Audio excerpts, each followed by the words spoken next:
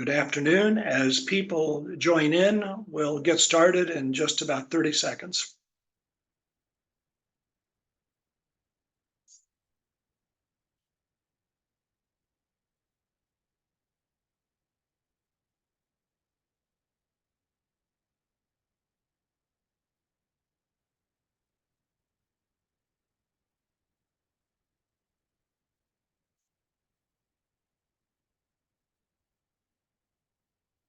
Good afternoon. Thank you so much for joining this very timely webinar, Generosity and Social Connectedness. We will hear new research results today regarding giving and volunteering in America and the ways social connectedness and group memberships influence giving and volunteering. My name is Ted Grossnickle. I'm Senior Consultant at Johnson, Grossnickle and Associates, and had the honor of serving as counselor with the Generosity Commission. I'll introduce our speakers in just a minute, and we'll get started. After their presentation and remarks, we'll have time for questions at the conclusion. This is being recorded, and recordings will be available after the webinar at thegenerositycommission.com. About 5 years ago, members of the Giving Institute and Giving USA Foundation initiated thinking about a commission to examine giving and volunteering.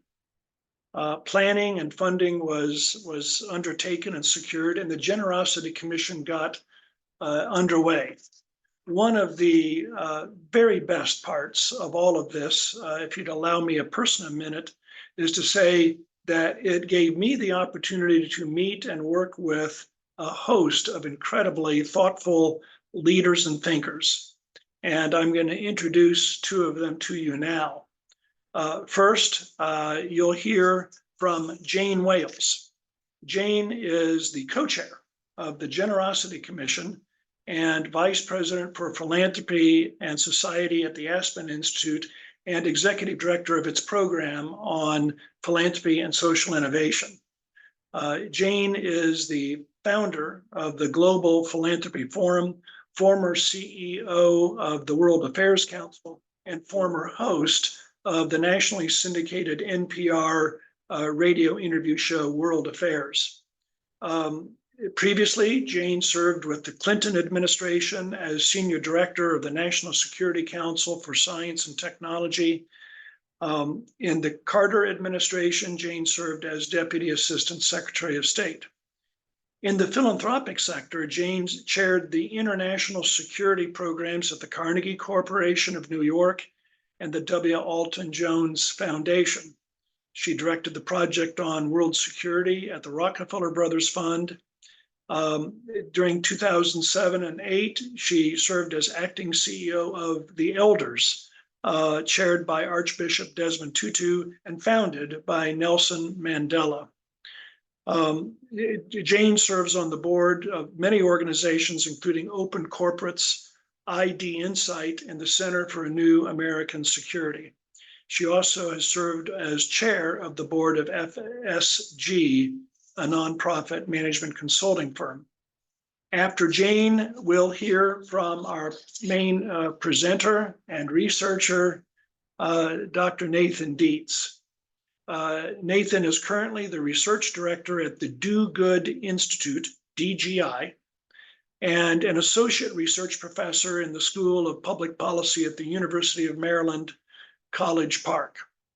He joined DGI in March 2017 after over 20 years of consulting and managing research projects in government, academia, and the nonprofit sector.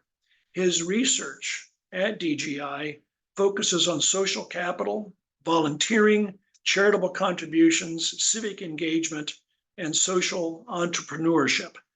Dr. Dietz is the author or contributor to all of published research reports and recently led externally funded research projects on strategic volunteer management and the social determinants of generosity.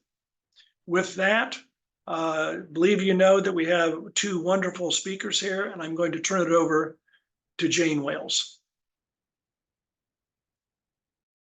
Let me unmute myself. Thank you, Ted. There was one flaw in your introduction, and that is that you assumed the passive voice at one point and said sort of organization was undertaken, funds were raised. That's the only time I've seen you be passive about anything, Ted. Thank God, because you were the driving force. You herded us cats. You recruited us cats and then herded us cats. And it's been a joy for all of us as a result. So I hope you stand corrected there.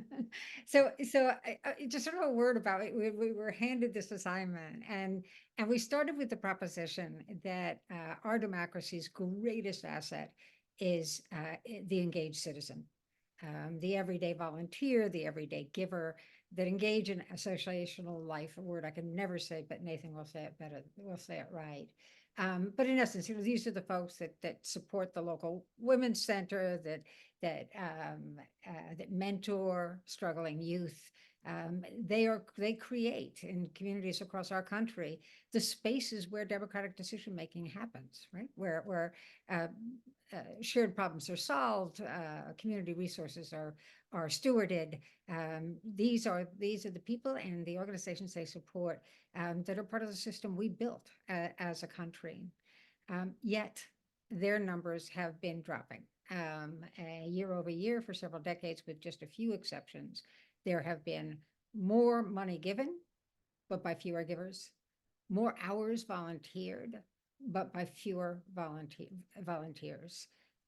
And this was a result of the Giving USA trends reports that have been supported by the Giving Institute and Giving USA all along. And it was in response to these trends that the commission was created, out of a concern about what they might mean for our society, for our polity, for how we get things done as a country.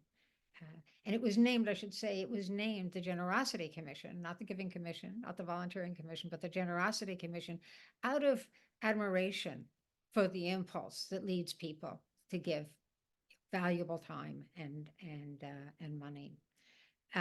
The remit we were given by Ted and others when in standing up the commission was first and foremost to celebrate the everyday giver and volunteer, but secondly, to illuminate the role they play in our society. And third, then to make some recommendations for policymakers, for business leaders, for foundation officers, for nonprofit innovators, for what they can do to help reverse those trends in volunteering and everyday volunteering giving. There, to ease the process for them. In the process to prepare for this, we underwrote market research, which is to say focus groups with everyday givers. But we also underwrote original research and by scholars. And I think the single most important piece of research, or the one I followed with the greatest fascination, was by Nathan Dietz. And Nathan and his colleague, Robert Grimm, are the people that are known for their deep understanding of the role of social connectedness to other forms of civic behavior. It's not all that they do, but that they are the folks to go to. And we've asked him the hardest question. And that is, how does this sort of sense of belonging and connectedness engendered by the act of giving and volunteering, how does it contribute to something wider than just that individual experience? How does it contribute to community resilience, societal resilience? And we know that can't always find a causal link, and sometimes things just coincide or cluster, but only if it can be found, Nathan can find it. So Nathan, please take it away from here. Well, Jane, thank you so much. I think that was such a thorough introduction that I'm probably just going to start the PowerPoint after thanking you and thanking you, Ted, for getting the session underway. Let me share my screen and start my PowerPoint. As Jane said, I think we took a really broad view with the study that we did for the Generosity Commission. What I'm going to talk about here are results from two different reports that we published as part of that overall study. And where I'm going to spend the most time is talking about the relationship between different types of activities that you might call generosity. You might call them civic engagement. You might even call them philanthropy, especially when it comes to giving and volunteering. But we want to look at the relationship between giving and volunteering on the one hand, and group membership and social connectedness on the other. So to start with, I think, and these results, these reports, the two that I mentioned are both available online, and those are the QR codes will take you straight to the reports. But the Do-Good Institute's research page has the two reports that we did for the Generosity Commission. In the first report, we took a general overall look at the things that the factors that influence volunteering and giving in the United States. And we divided the types of influences that we studied into two basic categories. On the one hand, we have micro level variables or influences on volunteering and giving, just the personal and household characteristics, family level characteristics that influence that type of behavior. And we also looked at macro level determinants, the characteristics of the place where people live, and the influence that that has on whether or not people volunteer and give. This was actually prompted by studies that have a couple studies that happened several years ago. One was put together by the agency that was then called the Corporation for National and Community Service, where my co-author Bob and director Bob Grimm and I used to work. We put together a study that talked about the variation in volunteering rates among major metropolitan areas. And later on, a few years later, people who we knew and were friendly with wrote a follow-up paper to talk about the fact that if a study like this confuses the micro level influences on volunteering and the macro level influences on volunteering. And when you do a study that actually allows for both types of influences to happen simultaneously, you find that place matters, but not as much as individual level factors matter. So, and not nearly as much as individual level factors. So we undertook a study to follow up on this 2014 study. Like the 2014 study and like the 2007 study, the data source that we used for our analysis comes from the Census Bureau and the Bureau of Labor Statistics. The current population survey is the nation's primary source of data on the national labor force. It's where the unemployment rate comes from. It's done every month. And every time that the survey is conducted, 55,000 households are part of the sample. They're randomly selected from all 50 states and Washington, D.C., and almost all major metropolitan areas are covered. We have a sample size of over 90,000 people. So every September, the special topic for the current population survey, CPS, was on volunteering and unpaid work. And on that survey, on an annual basis from 2002 to 2015, we had data on whether or not someone did any unpaid work through or for an organization, what a lot of people call formal volunteering. And the main thing that we're studying is that decision, whether or not people did any volunteering. The second variable, which wasn't on the survey for as long as the volunteering question, is about giving. And the question is whether someone donated money, assets, or property with a combined value of more than $25 to charitable or religious organizations. So this is how we're going to study volunteering and giving, the two forms of generosity that we'll focus on. And we're interested in talking about the micro level and macro level influences on both of those activities. The results that we found in the first study maybe are not surprising if you're familiar with the practice of recruiting volunteers, or if you've done work with donors. Women are more likely to both volunteer and give. People who are married are more likely to both volunteer and give. Same with parents. Same with people who have higher family income. Some of the variables in our micro level list here, individual level determinants, affect volunteering and giving in the same way. There are some important differences, though. I think education level is another one, has a strong influence on volunteering and on giving. But people who work part-time are actually more likely to volunteer, whereas people who work full-time are more likely to give money. If you're talking about the effects of age, people in midlife who are maybe raising families and are well established enough in their communities to have a vibrant social network and a lot of opportunities to volunteer, those are the people who are most likely to volunteer. Whereas people who are older are more likely to give. The giving rate, probability of giving, just continues to increase as people get older. So the important thing about the analysis we did is that we were able to control for all these other factors to isolate the impacts of these individual level factors. And we also included variables that are measured at the state level, which we call the macro level variables that are included in our model. And these were motivated, these variables, their inclusion were motivated by previous studies that we have done and that Bertolo and Wilson did too. And we wanted to know whether or not these state level influences really mattered after controlling for the impact, the influences of individuals and families and households. And we found that in many cases they did. The colored squares here represent a statistically significant relationship, and a green colored square means that the relationship was significant and in the expected direction. So the red squares were the surprises, a significant result in the unexpected direction. So if you look at the people, the influence of living in a state with a high number of people with college degrees, that actually has a positive influence on the probability of volunteering, uh, which is maybe not, which is kind of surprising because we're controlling for individuals' own educational attainment. It's maybe more surprising that it has an effect on volunteering and not on giving. The surprising result here, though, is that living in a state with high poverty rates actually makes people more likely to volunteer and to give, controlling for everything else, including all the other state level factors that we include in our model and individual level characteristics. I'm not spending too much time on all these results, just to make sure that we get to the social connectedness part of the study. But in many other cases, we have variables that are significant influences on state level influences on either volunteering or giving, but not both.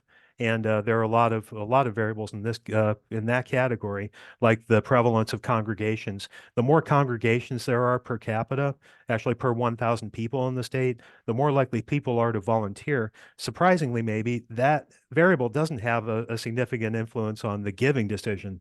The surprising result here in the top with the red squares indicated by the red squares is that the prevalence of larger nonprofit organizations controlling for everything else has a negative impact on the likelihood of volunteering and a negative impact on the likelihood of giving.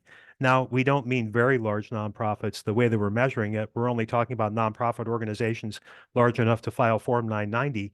But that's kind of surprising to think that the more visible nonprofits there are, because many nonprofits are so small that they're just practically invisible, the less likely people are to give and volunteer, controlling for everything else. So to answer the questions that we really care about, the study that I just talked about is more or less a backdrop. It sets up the framework that we're going to use to analyze some of the questions that we really care about, which is if for some reason we can increase the number of people who give money to charity, what effect is that going to have on the likelihood that they're going to also volunteer? And we're interested too in the reverse relationship. If we are somehow able to do something that promotes and encourages volunteering, what effect is that going to have on giving? That is the result of the second report here, which is about associational life. I don't know how well I pronounce that term either, Jane, but about how the influence of associational life on generosity. Associational life and social connectedness are the two of the main influences that we're talking about in this report. But we're interested in the influences of those factors on both volunteering and giving. And to answer that question, we need to first address the question of what influence do volunteering and giving have on each other? And this question has been studied a lot, even though in cases where the data exists to actually measure individual level volunteering and giving.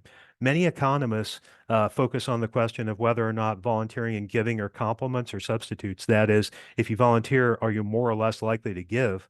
And vice versa. Does volunteering crowd out giving and vice versa? What everybody who works in the nonprofit sector knows, just from observation, is that people who volunteer are more likely to give, and people who give are more likely to volunteer. And it can be shown that people who volunteer or give are more likely to engage in all other forms of civic engagement. So already what we're talking about is the presence of a large group of people, large in numbers, maybe not percentage wise, because not that many people actually formally volunteer. Volunteering rates haven't been higher than 30% more than once in the last probably 50 years. But there's a large group of people who do all sorts of civic engagement and are engaged in community affairs in the mode that's most effective or most appropriate. But if you're likely to do one type of civic activity, you're more likely to do others. So that creates a problem because we need to figure out how to account for the fact that volunteering might influence giving and giving might also influence volunteering. What we do with our modeling is to take the models that we estimated in the first report, which contain micro level variables for the individuals and macro level variables to characterize the state, and we add historical measures of volunteering and giving in both equations, both models for volunteering and giving. So we're interested in the impact of the decision you made about volunteering last year and of giving last year on volunteering this year and giving this year. We're also controlling for any factors that we're not able to measure that might influence giving and volunteering this year, just as ways of controlling for things that we can observe.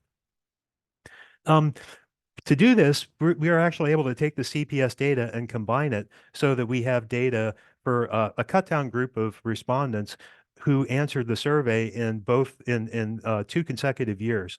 Now, the way the sample is constructed for the survey, people are households that are selected in one year will probably, if they answer the volunteer supplement in that year, then they're going to answer the volunteer supplement in the following year. So every year we have, in a typical sample for the CPS volunteer supplement, we have some people who answered the volunteering questions last year, and the rest of the people are going to answer the volunteering questions the following year, next year. So with the data organized this way, we're actually able to look at important statistics that I think tell us something about what we've been seeing in America over the past few years. Because if you look at volunteer retention and donor retention, where the definitions here are if volunteer retention is the likelihood of volunteering given that you volunteered last year. Same with donor retention. This is the percentage of people who gave to charity this year, percentage of people, I'm sorry, who gave to charity last year, who are also giving to charity this year. If you look at voluntary retention and donor retention rates, though, what you find is maybe part of the explanation for the decline in participation rates that we've seen in both activities.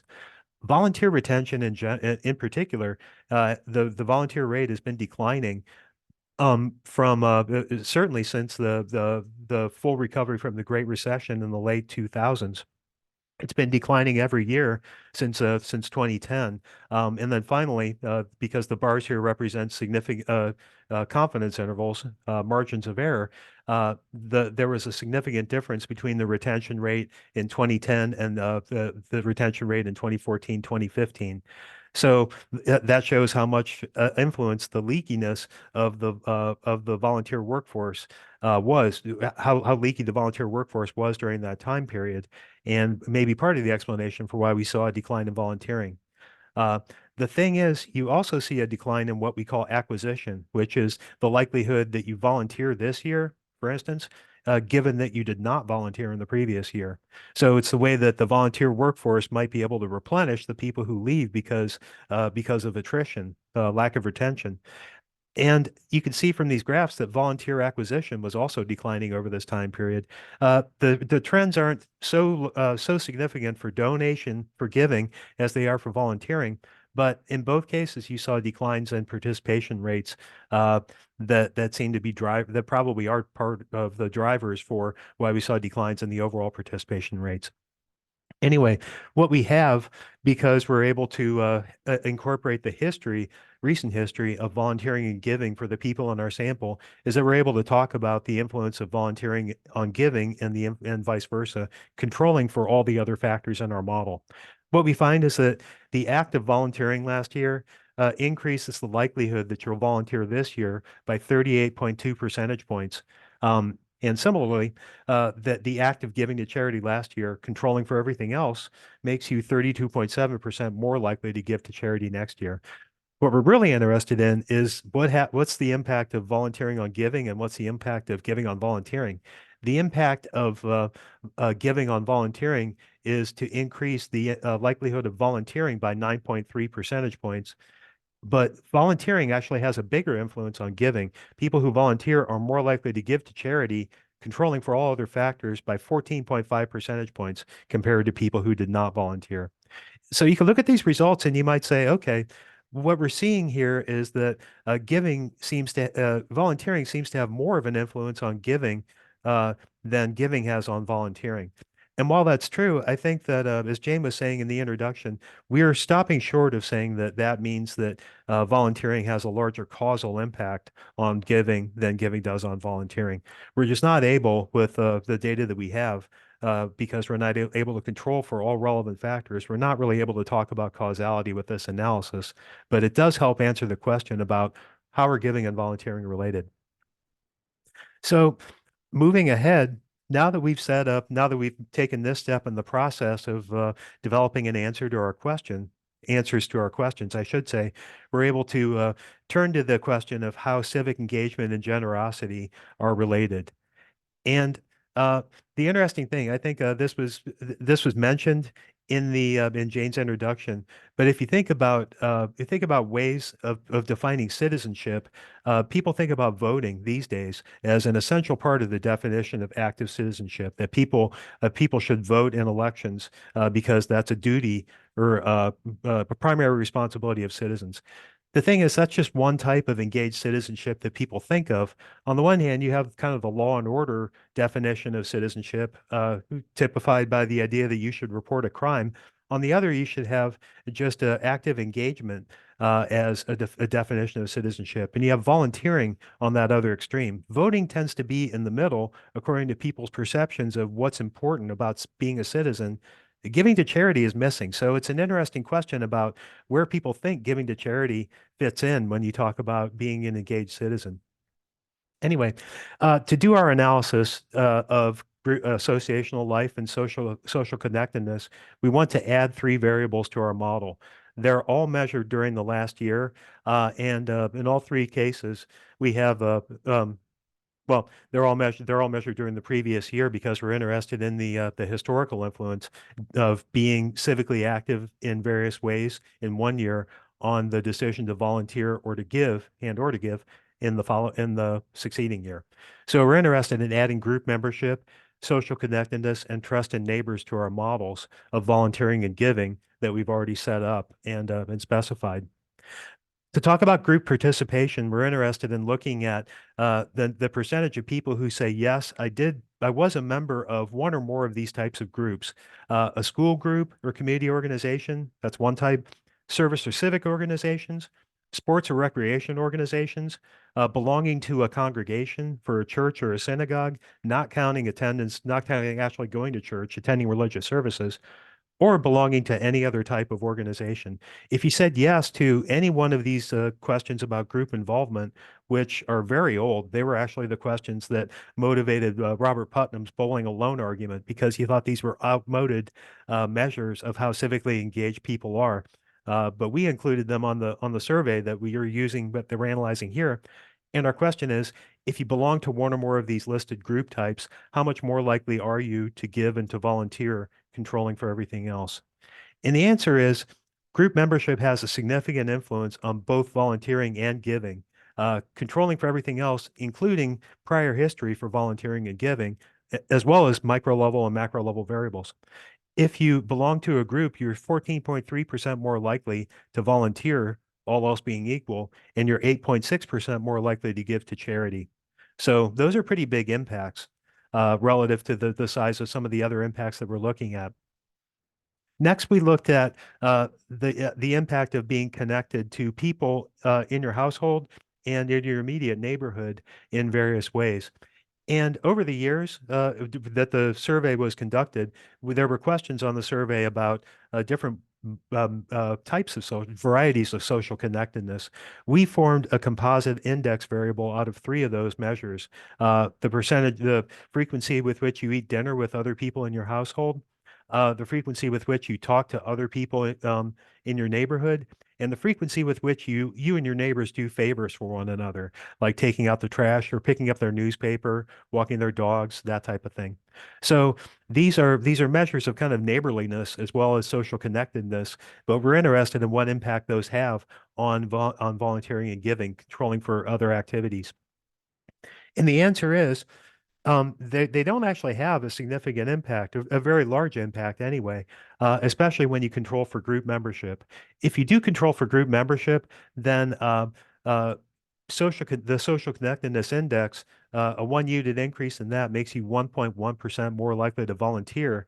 Um, but controlling for group membership, uh, social connectedness does not seem to have an influence on giving, which tells us that probably if you see a relationship between social connectedness and giving, it's because people who are active in their neighborhoods are more likely to participate in groups, probably on a regular basis. And it's those connections within their social networks that makes them more likely to give to charity. So there's no direct effect of just being active in your neighborhood on the likelihood of giving, like there is on the likelihood of volunteering. Okay. So the third variable that we looked at when we talk about civic engagement and associational life is the extent to which people say that they can trust other people in their neighborhood. The question asks whether or not the respondent thinks they can trust all the people, most of the people, some of the people, or none of the people in their neighborhood. And if we code that to form a percentage of time variable, then we're able to include that in this model along with group membership, social connectedness, volunteering and giving, present history, as well as the micro level and macro level variables in our model. So everything is in these models. And when you control for everything, when you don't control for group membership, you find a significant impact of trust in neighbors on volunteering and on giving. But like social connectedness, when you control for group membership, these significant results disappear, which tells us that trust in others does not have a direct effect on giving and volunteering once you control for group membership. It seems to have an impact the on giving and volunteering only through affecting people's interests and um, probabilities of belonging to one or more groups. So looking at those results, these help answer the questions of how social connectedness, measured in different types of ways, might affect the likelihood of people volunteering and giving. The important thing here with the data is that we have a lot of people who don't give or volunteer. And information that many organizations tend to have about volunteering and giving tends to come from people who are already giving and volunteering. So the great thing about the studies that we've done is that we're incorporating information about people who just don't come anywhere near the civic sphere as a rule. And we're able to talk about what happens, how the influence of social connections influence the decisions that these people make too. So that helps set up the last part of the study that we performed here, which is to look at the opposite relationship. Instead of looking at the influence of civic engagement on volunteering and giving, we're interested in now the question of if people give and volunteer, what effect does that have on them being civically engaged in other ways? And the answers, I think, are they're surprising maybe, but they're also really telling. First of all, the influence of volunteering and giving, controlling for everything else in the previous year, has a significant influence on group involvement this year, even after controlling for historical group involvement. So, we're controlling for the fact that some people are joiners and some people are not.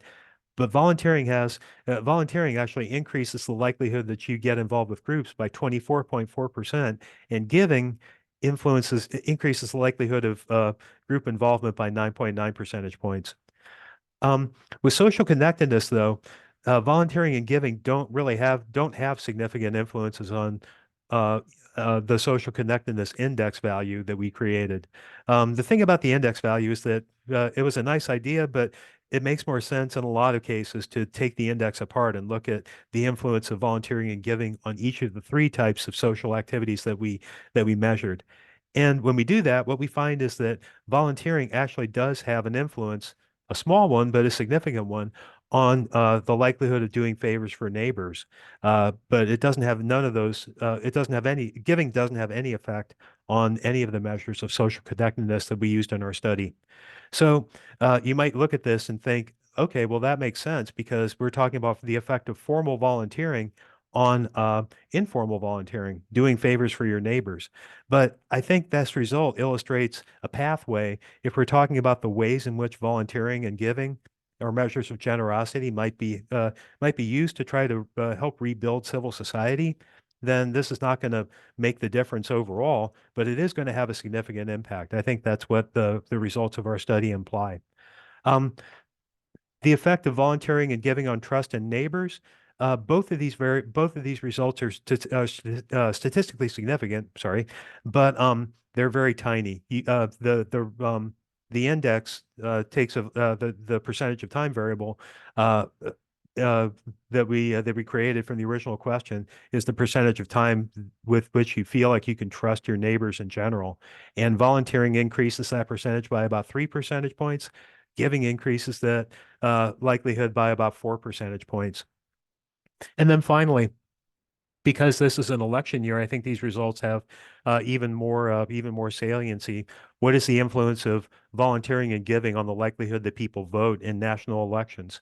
And the answer is volunteering and giving both have significant influences on voting in national elections. We're talking about congressional and presidential elections.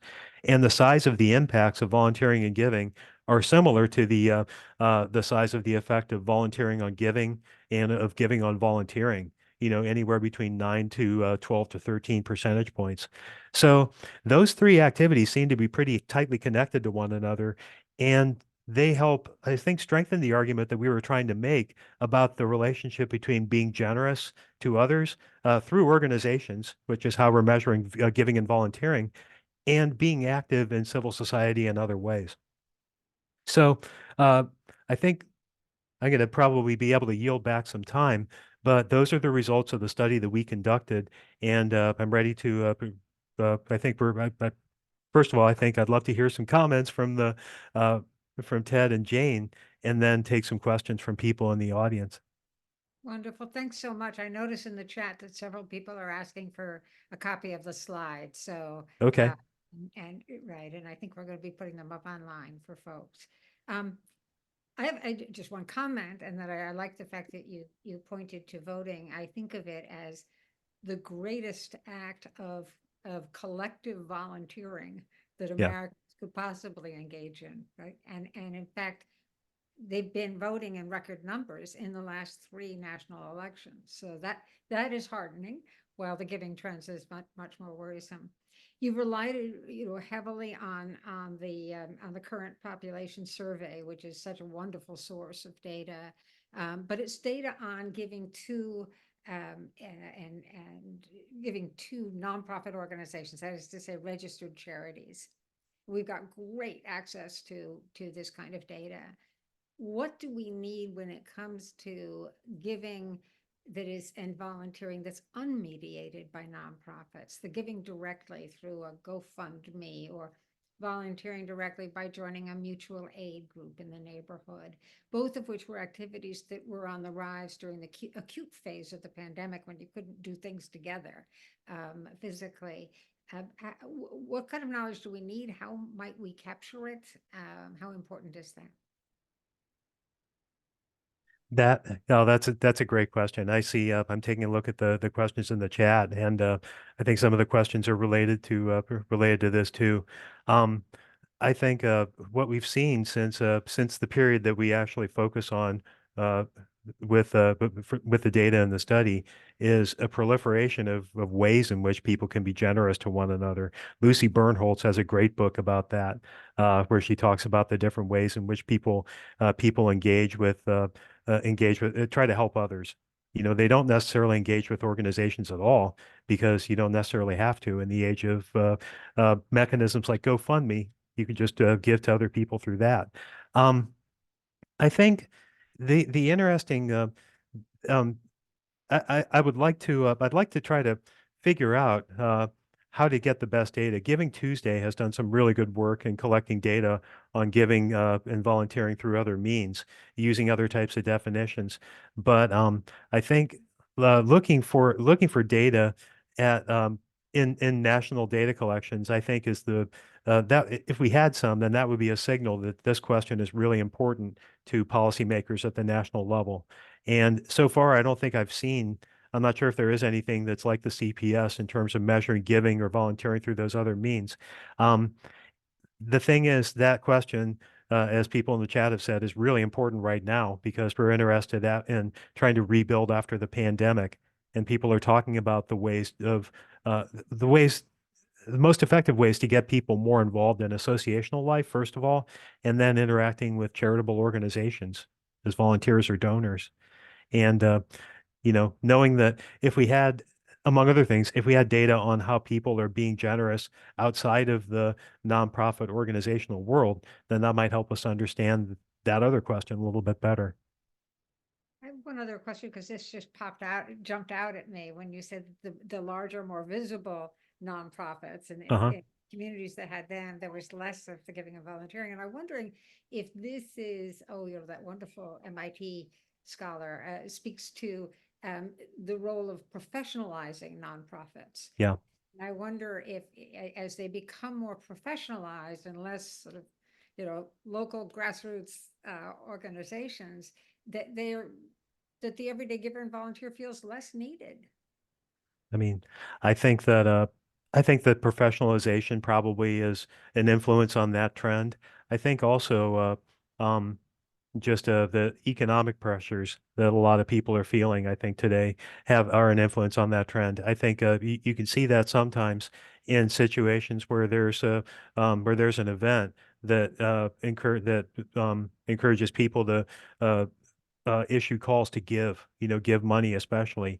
And if a celebrity does it on social media at least, there's always someone who's going to say, well, I mean, you're a zillionaire. Why don't you do it? Why are you asking us? We don't have anywhere near the resources that you do. Why is it that people always come back to us and ask us to do things to help when there's an emergency that we're not really capable of addressing?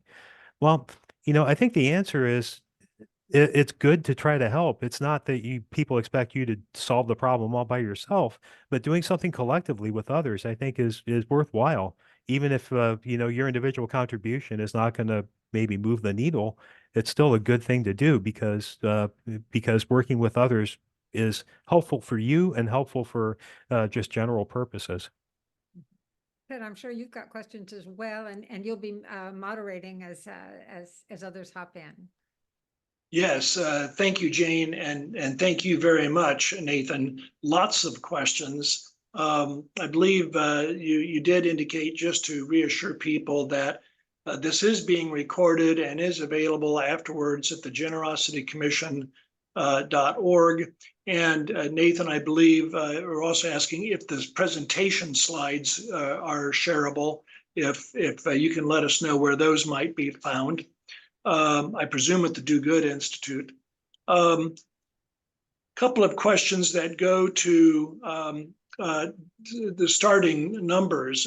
Is there a number that you can share that would either from this research or previous research tell us what the total percentage of Americans are who are members of groups? Is there a contextual data point that you can share? That I'm going from memory here. There's actually, I can put a report in the link that has national statistics on group membership, as well as many other types of civic activities. I think the percentage nationally of people who say that they belong to one or more groups is something like 35%. Or was during the period where the data that we're analyzing were collected, so late 2000s, early 2010s. Okay, thank you. Another question is from your research, what advice can you give fundraisers who want to engage and expand the number of everyday donors? And would this be different advice for urban communities versus rural communities? Yeah. I think that well, a couple things, and I'm taking this less from partly from my own research and partly from people who actually do work in the fundraising world, which I don't do, who I've had conversations with about this. But I think one lesson that I think fundraisers should know is just how strong the relationship is between volunteering and giving. Because I think fundraisers tend to have stories about occasions where they've asked people who are regular donors to volunteer or asked people who are regular volunteers if they considered giving, and they've gotten they haven't gotten a really positive response. Um, I think one person told me a story about saying approaching someone who was volunteering and asked if they'd be interested in maybe giving money to the organization too. And the response they got was kind of a crestfallen look, like, "Oh, you just want me to be a donor? I thought I was doing a good job." And the answer is, you are doing a good job. You're doing a great job, but you might also want to think about supporting the organization this way. Um, that's one lesson. I think the other lesson is harder for me to articulate, um, because I haven't, I'm not sure what the best answer is, but there's tremendous power to me in the results that we find about group membership and the influence of group membership on volunteering and giving. Makes me think that if you're able to approach a group of people and ask them to consider supporting the organization um, uh, as individuals, then maybe the act of um, um, being in the group when that request is made and everybody hearing it all at once might reinforce the likelihood that a few people from that group are actually going to become regular donors.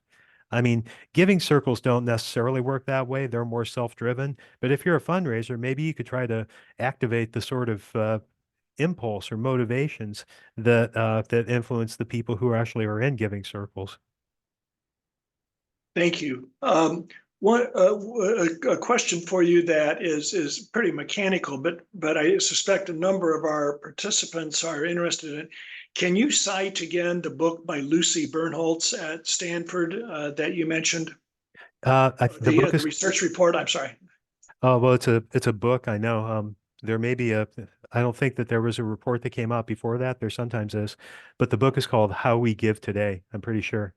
We give now, and actually Yeah, that was thank you.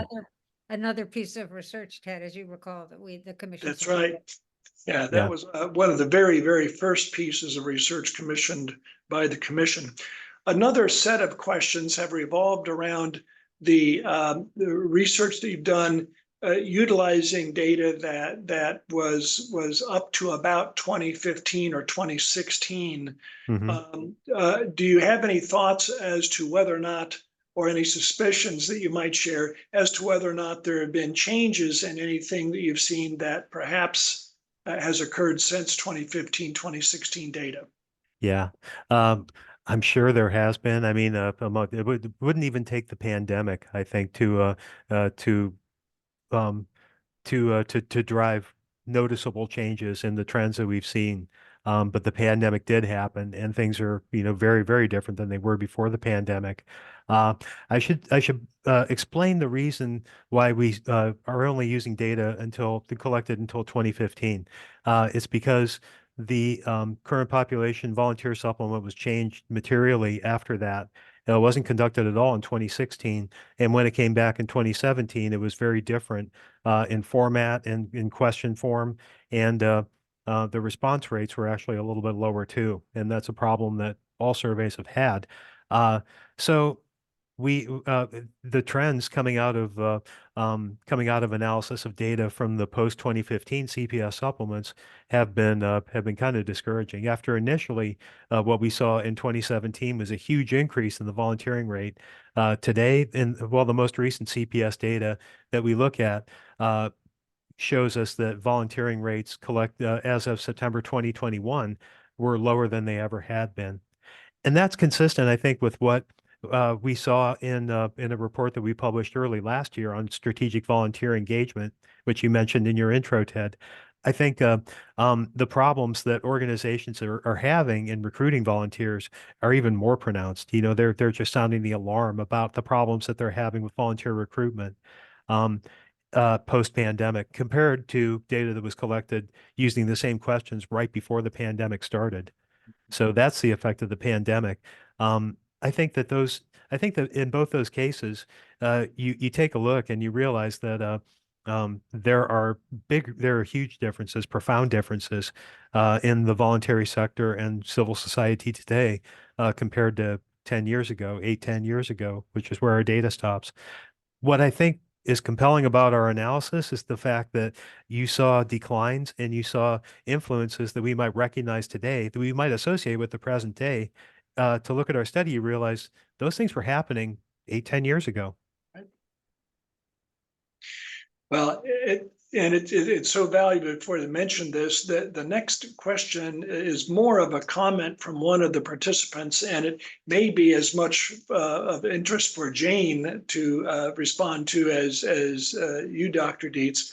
The comment is that it might be good to consider providing more information to citizens on the positive benefits for them of volunteering and giving. And I suspect Jane would love to have at least a minute or two to talk about some of the conversations around this research and other research of the commission in coming months. Well, let me actually first also add on to something Nathan said when you asked about volunteers becoming donors and what are trends that we're seeing, is that a lot of fundraisers will tell us that that those who volunteer today may be candidates for significant legacy gifts tomorrow. And they may not be in a position to give in a large way, well, in life, but can later. And I think that's something important to be aware of. The other thing is, I would say is that fundraisers are development officers are put into a pretty difficult position in a world in which more money is given by fewer givers. If they have the task of raising $3 million in 3 months, they can't do that with $50 gifts. They have to go to the biggest donors in order to achieve the goal. And so they find themselves optimizing for the very outcome they are concerned about and don't want to see. And we don't have the solution to that. We have to think hard about what is that solution. As for kind of what next and engaging others, so we're moving, right. We're about to produce our the report of the National Commission. It'll include a landscape analysis and include Nathan's research and the research by Lucy and by the Urban Institute and others. And it will include a set of recommendations. Our goal is not to be the last word. What we hope to do is prompt, to stimulate, to encourage, and to assist in a national conversation about generosity, how it's evolving, how we think about it, how we engage it ourselves, and why it matters to us individually, why it matters to our society. And so we're partnering first and foremost with members of the Giving Institute. It's the Giving Institute that gave birth to this commission. It was their idea, and in fact, its members helped support it in tangible ways under the leadership of Ted, who was chair of the Giving Institute at the time. So yeah, he's got his fingers everywhere on this. But what we, in many ways, we think the national conversation is the most important part. And so we're going to continue to conduct focus groups. We've got one planned coming up, a pretty significant one. But we'll also be encouraging partners with convening authority on the ground in communities to stimulate this conversation. We'll support them in whatever ways we can to make that possible. Thank you. We have just a few more minutes. I'm sorry, Jane, please go ahead. I just want to say that the idea of a national conversation was Rick Dunham's. Rick being a member of Giving Institute, and I'd like to say it was mine, but I was actually terrified by it. The old saying is, success has many fathers, failure is an orphan. Yeah, well, it turns out it was a brilliant idea. So thank you, Rick. So many good questions here. I'm going to try to get to a few of them that at least relate to some of the others. Nathan, question: have you found any correlation between employment and giving and volunteering? It's hard to find that and keep employees at most nonprofits. And so, is there a positive or negative correlation found in your research on this issue? Well, the first thing I thought of is the relationship between being employed, like your own labor force status, and the likelihood of volunteering and giving. And people who work actually controlling for everything else, and this ends up being important in this situation. Controlling for everything else, people who work part-time are more likely to volunteer than anyone else because, among other things, they don't have to work full-time in many cases, so they have some discretionary time. Um, the people who are unemployed, once you control for educational attainment, they're more likely than people who work full-time to volunteer. And again, that might just be because they just happen not to be working right now. And when they get a job, maybe they might stop volunteering. But now that they have some time on their hands, they do volunteer. Uh, People outside the labor force controlling for everything else, like the retirees, uh, are less likely to volunteer than people who work full time. But that's the way the relationship holds for volunteering. For giving, though, basically the more time you spend working, and this is partly connected to income, but it's also, I think, directly connected to the time you spend outside of the household and social networks, the more likely you are to give. Um, Now, I think there's a question about as I heard the question, then I thought it was going to be about the relationship between full-time paid employees and volunteers within organizations. And I wonder, am I mishearing the question or? I think if there's one question I do hope we can get to is the professionalization of nonprofit organizations a Yeah. result of declining volunteerism?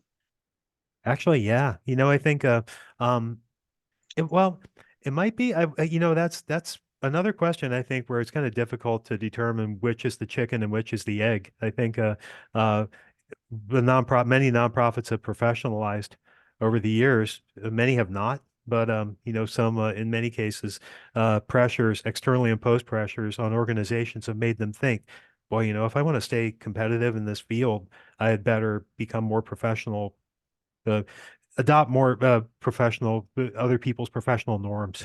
Let's put it that way. Um, and maybe bring on more people, more paid staff to do things that our volunteers used to do. That's one type of professionalization, but it's not, there are others. So if that's what's happening for a lot of organizations, if they're just deciding that we're better off having paid staff do the work the volunteers do, then that might be contributing to the decline in volunteering. Um, and also, contributing to, people who take a look at volunteering opportunities and think, am I really going to be welcome if I uh, take the plunge and walk through the door and ask if I can help? Are people going to say yes? Thank you for asking. Here's something you can do. Or are they going to say, thanks, but we've got this taken care of. Our paid employees are taking care of this work. Um, Stories like that, scenarios like that might be happening. I just don't know how prevalent they are and how much of an impact they've actually had on the declines in participation that we've seen. So. Thank you. We have just a couple of minutes left, and I want to go back to you, Jane, to see if there are any valedictory comments or questions, and then I'll do the same with Nathan. Jane, anything else you'd want us to have top of mind after hearing all of this?